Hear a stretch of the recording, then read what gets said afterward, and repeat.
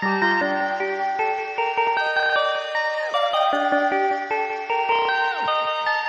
perfect, perfect, perfect.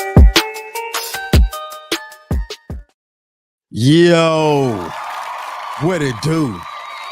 It's your main correspondent, Alan Taylor, and I'm back in the broadcast room yet again.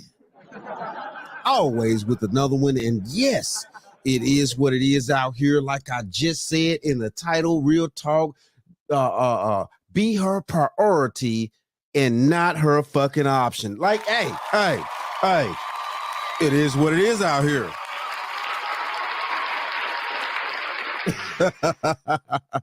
So yeah, man, you do not want to be a woman's priority. You want to be her option. And these are the things that we are facing here in the 21st century due to the overwhelming amount of social media and stuff like that. This is the first time in history that women have had this overwhelming amount of male validation. And yeah, of course it causes a problem because, you know what I'm saying, women do like male validation. They're designed that way. That's how God did. Hey, that's just how God did it. It is what it is. So, you know, it just kind of, you know, you got to get over it as a man, and you need to understand women, you know, but the more you understand them, the less you can love them. I mean, you know, hey. What's the French toast you gotta think about? I'm sorry, man. Like, you know what I'm saying? It just is what it is. It just is what it is out here, man. So, hey, listen, look, this is what we're going to do here. This is what we're going to do. We're going to dive off into this one. And yes, we have a sister right now, and she's going to explain the reason why you as a man need to be a woman's priority instead of her option. So, you know, let's put these quarters, nickels, and dimes in on the times. Hi guys. Have you ever felt like a woman's plan B when you should have been her first choice? I remember years ago, my cousin Lewis started talking to this girl named Maria. At first, the vibes were intense, their connection was great, etc. But as the weeks went on, he began to feel that something was just off. It wasn't right. Maria always seemed to have something going on. Whenever Lewis tried to set up a date, it was always met with a plethora of excuses. I'm busy with work, or I have plans with my girls tonight. Don't get me wrong, everyone has their own life, but she started rescheduling him time and time again. So he started to feel like that he was just there to fill like the little gaps in her schedule. It all came to a head one Friday night. My cousin had booked dinner at this rooftop restaurant, thinking that it would be a good time for them to actually connect. He was ready to lay it all out there, thinking that they could move past this phase. But Maria texted him 2 hours before saying that she was held up at a work event and that she couldn't make it. To make matters worse, Lewis later found out through mutual friends that she was at a different bar with some of her friends. It was that gut-wrenching realization that hit him like a ton of bricks. He wasn't her priority, but rather an option she could fall back on when she had nothing better to do. He came to me one day asking me for advice on what to do. This is exactly what I told him and any other man that's in the exact same situation. The hard truth is this. When it comes to dating, if you're not the main course, you're just table scraps. There is no in between. But if you're in this situation, don't worry, because you've got me. And I have the unfiltered, unapologetic guide that will catapult you from being a woman's maybe to her must-have. Step 1.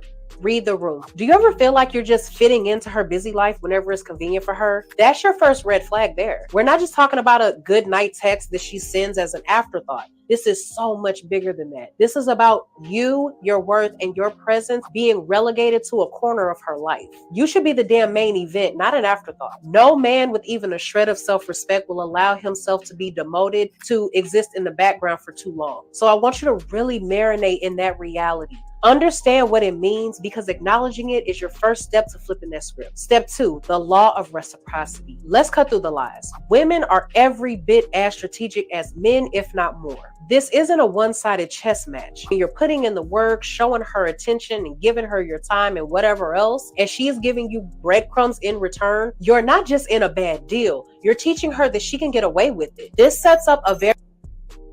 Play with it. Play with it. Play with it. You're teaching her that, you know, at the end of the day, though, that she can run all over you. You're teaching her that she can command the movement of you, when it should be the other way around. I mean, hey,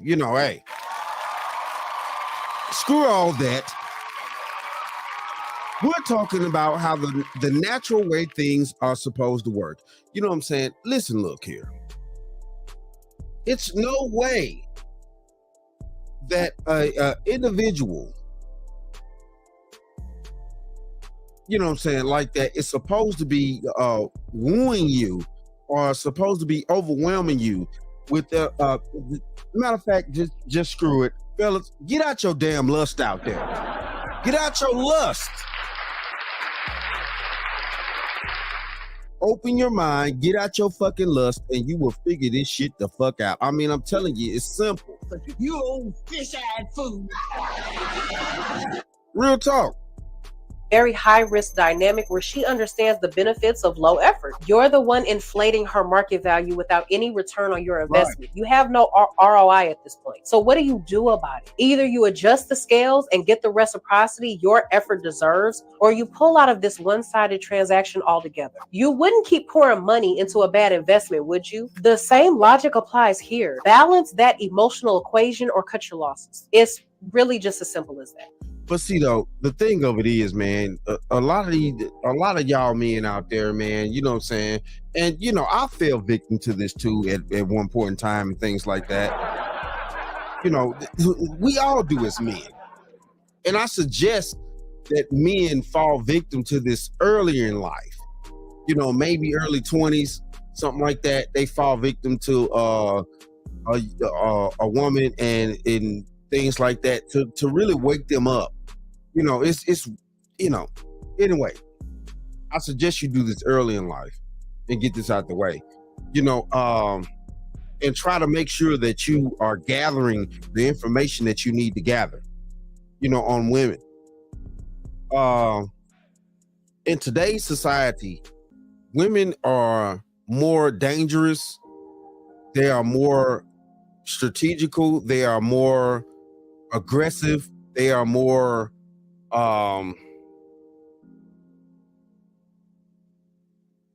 they're more plotting than ever before in history. And you know, I know a lot of you cats out there, y'all don't know y'all history and things like that, though. You know, you take history for granted, but you know what I'm saying, history has taught us how to actually survive on this planet as men and women, but definitely as men. Real talk. Now I know, you know, a lot of people don't want to, you know, quote the, you know, the Bible and stuff like that, but the Bible tells you that at the end of the day, though, you know what I'm saying, a woman has a certain part of herself to, if she's allowed to be, you know, loose and out the way, that she will become a fucking problem. What the French toast is there to think about? Now, you know, to all the followers and stuff like that, shout out to y'all. I love y'all. I love my followers. But you know what I'm saying, at the end of the day, though, you know, it just is what it is, though. The documentation has been placed upon us, and we should actually take this at heed as men and understand that, you know, a lot of women are, if they're not covered, if they're not put in a strategical place, they will be the downfall of life and society itself. Like, it just is what it is. So what the French toast is there to think about? You know what is the most dangerous thing on this planet? It's not a gun. It's not a nuclear warhead. It's a woman. Women are the most dangerous things on this planet. It's not a nuclear warhead from Russia. You know what I'm saying? It's not guns on the street, the most dangerous thing that's on this planet is a woman. Why?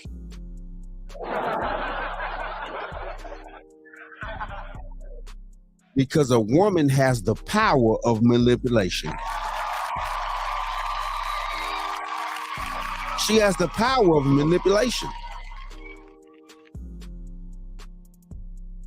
And if you open your eyes, you will see that a woman has that power.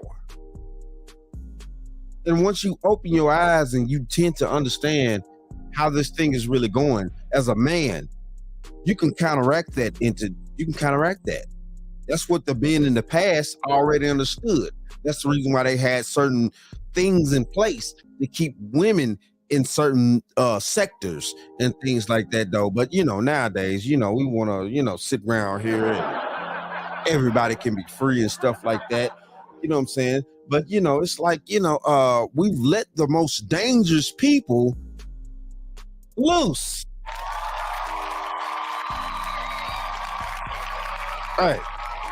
Step 3, you come first. You want to be the one she's watching when you walk into a room, don't you? To achieve that, you have to stop treating her like she's the sun and you're just a planet in her orbit. I'm talking about a full mindset shift here, not just ignoring a few calls or turning down a last minute invite. No, this is about the atmosphere you create, the energy you exude. The second you step through that door, what you're aiming for here is an aura of self-importance, magnetic pull that makes her feel like that she's going to lose her balance if she's not careful. You've got to reframe the dynamics so you're not always the one that's readily available at her every beck and call. You should be living a life that's so fulfilling, so packed with purpose that she starts to question whether she's even really a part of that agenda. Listen, look. Even if you as a man don't have a crazy shit ton of stuff going on in your life. Listen, look, you need to portray your life like you do have a lot going on. Seriously.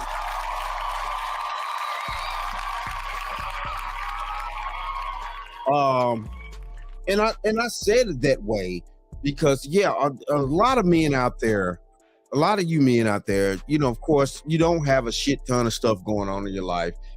What you should, you should either be, having gym time, whether you play the game or whatever your hobbies are. Men need hobbies. First off, before you even worry about getting a woman, you need to get hobbies. You need to gain things in your life that not only are able to make you money, but at the same time too, give you joy and peace in your life. No bull. What the French toast is No bull. You do that first. Then at the end of the day, any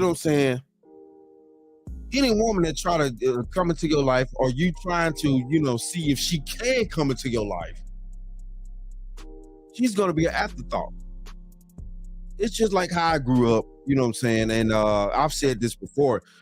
A man's first love, which, back in the day, and I know this is not relevant now, but back in the day, a man's first love was his car.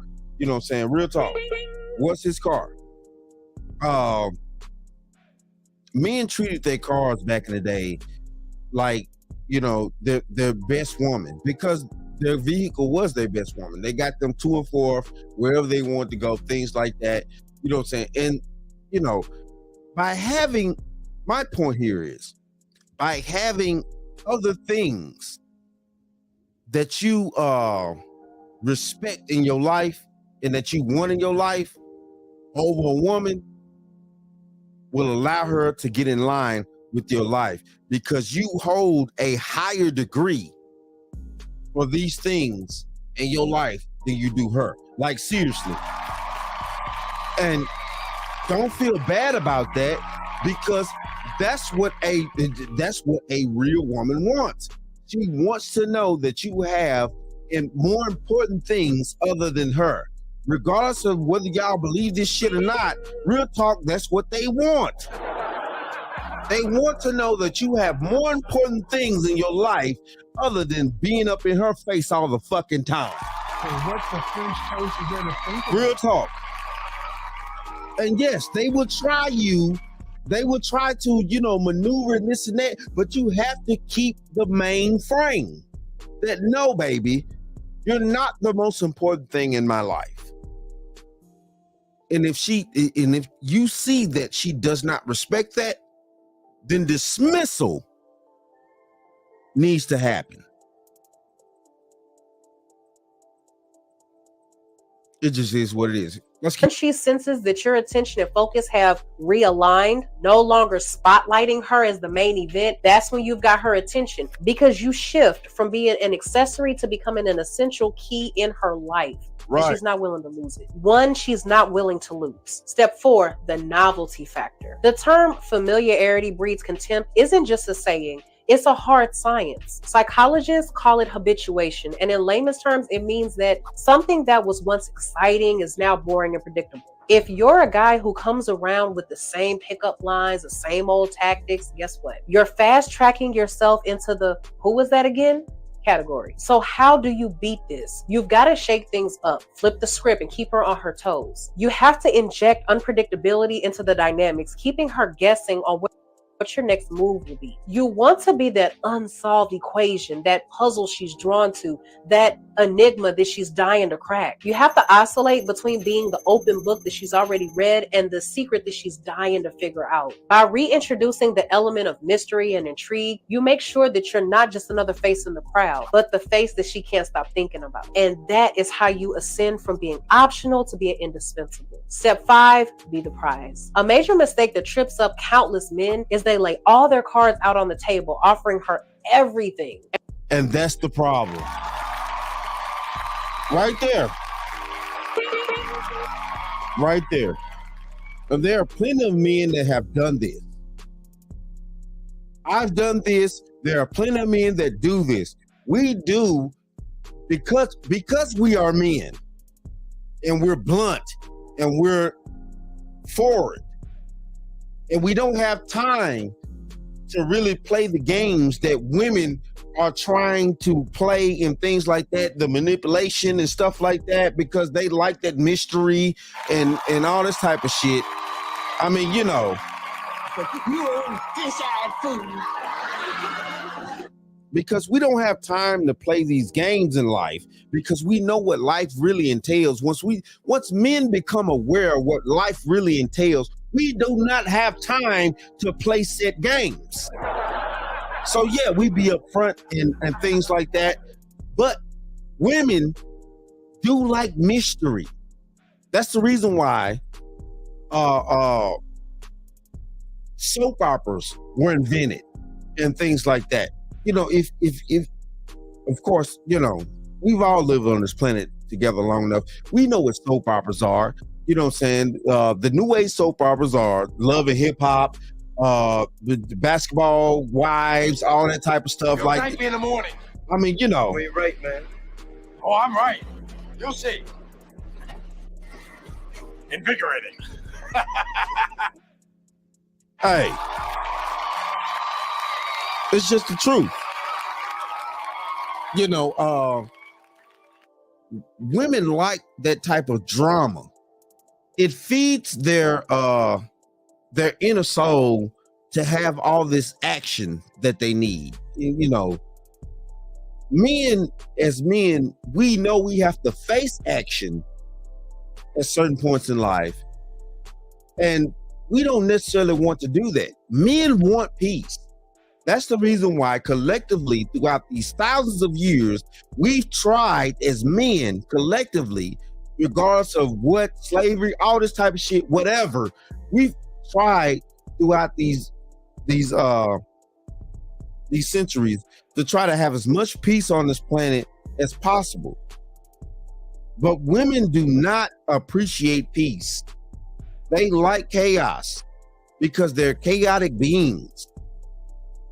And it's impossible unless they decide to work on themselves and want peace for themselves and want peace for others. a woman is going to be a chaotic person. Period. So what the French toast is going to think about? And what do they get in return? Nothing. Why does this happen? It all boils down to a simple yet frequently overlooked concept: the value of scarcity. I'm not just talking about your time here, though that is crucial. This goes beyond time. It's about your emotional real estate and your undivided attention too. The rarer you make these commodities, the more she's going to realize that she not only wants them, but she needs them. You don't have to announce this shift. Be subtle about it. Let the transformation in how you allot your resources and time be sensed rather than stated. Make her feel the absence. As she feels this void, she'll start to question why she even feels this way. And you become the prize she's motivated to win. Your shift to scarcity should be something she experiences as a realization, kind of like an aha moment that makes her understand just how essential you are. That's when she stops taking you for granted and starts treating you like the quality man that you've always been. Step 6, draw the lines. This is key. Having boundaries isn't about shutting yourself off from all emotions. It's about setting the ground rules for the engagement. This is your blueprint for self-respect. You're not just a doormat that she could walk all over. So go ahead and make her mind work a little bit. Let her. See, this is a damn shame. This is a damn shame that we've come to this point to where we have to reteach women on this planet that men do have fucking boundaries.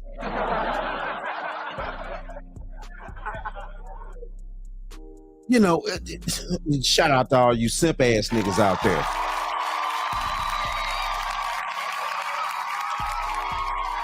You know, who continue to keep being simps. Like, listen, look, we all grew up in this, you know, magical fairy tale ass land now. I'm not saying that, you know what I'm saying, yeah, of course, every man at some point fell victim to the fairy tale dynamic. Real talk. Every man did at some point. But it depends on whether or not you decide to wake up, accept the information that's being fed to you, accept the situations that you've been put in and that you've allowed yourself to be put in, without setting boundaries because you were so in lust for this chick.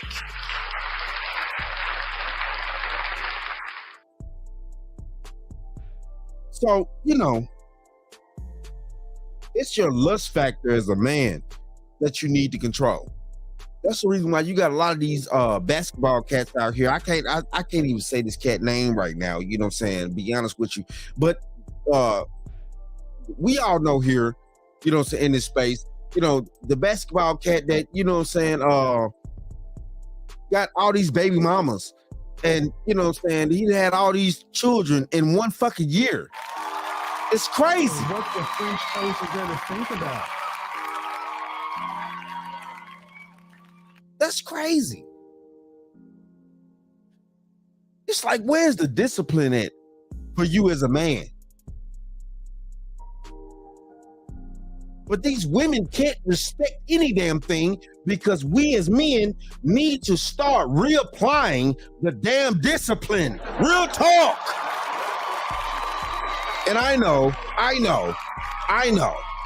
You, Al Bundy, are a pig. I repeat, a pig. Shut up!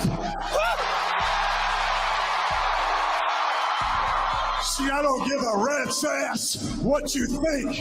Your imagination run wild, wondering where you are, what you're up to, and who has the privilege of your company. And before you say it, this is not game playing. This is mental engagement. In a world where everything is at our fingertips, the forgotten art of missing someone becomes a power play. It's time to reintroduce that concept in your dating dynamic. Your absence should make her reevaluate how she treats your presence. When you start to draw these lines, when you bring back that sense of uncertainty, that's when she begins to see you as someone she could potentially lose. That realization shifts the balance of power. The tactical brilliance of this strategy is that it creates an emotional urgency in her. She'll start seeing you not just as an option, but as a priority, someone she can't afford to no longer take for granted. Because let's be real, nothing elevates your status in someone's life like the impending possibility of your absence. Step 7, show them what you got. Being a man of unparalleled substance means you're 100%, 150% irreplaceable. If your reliability is consistent and your wisdom is solid, she won't just hesitate, she'll reevaluate her whole damn game plan. It's not just that you're a rarity, you're that driving force in her life that elevates it from ordinary to extraordinary. Losing you won't be an option for her. She won't look at you as just a guy she's dating. You're the man who adds depth, stability, and meaning to her life. Hammer that. But at that point, though, too, if you do make these steps, after she has, flaked and done all these, crazy things, you know what I'm saying, and stuff like that, after you've done this, as a man, you have to seriously think, too. She's made all these crazy moves, and she's done all this resisting. You need to look at it now. It's like, okay, after you've done all that, why would I continue with you?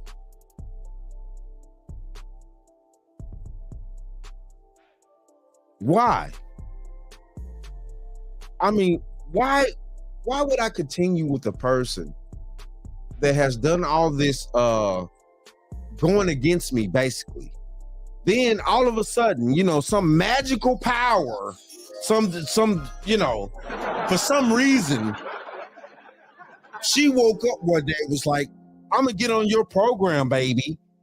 I'm gonna get on your program. And it's like, now you want to get on my program? But you gave me all this resistance, all this trauma, all this stupidity. And now that you changed your mind, I'm just supposed to be, okay, I'm just going to keep going? No. So what the French toast is there to think about? And see, this is the problem that men are having out here. Once you don't get in line in the first goddamn place like you're supposed to,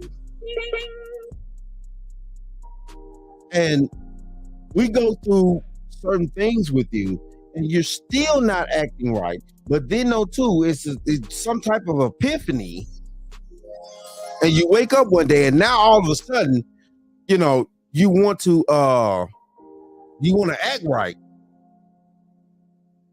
It's like, what are you doing it for? Yes, there's no trust there anymore for women on a mass scale. There's no trust there. That's the reason why the statistics say that by 2035, something like that, that the mass amount of women are going to be single and childless. You have to think about what that actually means for women to be single and childless on a mass scale. On a mass scale, for women to be single and childless, that means that men are not trying to give women children anymore or anything like that. You know what I'm saying? Because at the end of the day, I'm sorry, but a lot of y'all women, as strong as y'all are, as strong as y'all are, you can't have children without sperm. Like, and where does sperm come from? Hey, it is what it is, though. But you know what I'm saying? If you want a woman to see you as a priority and not an option, then you need to carry yourself as your own priority first. Real talk.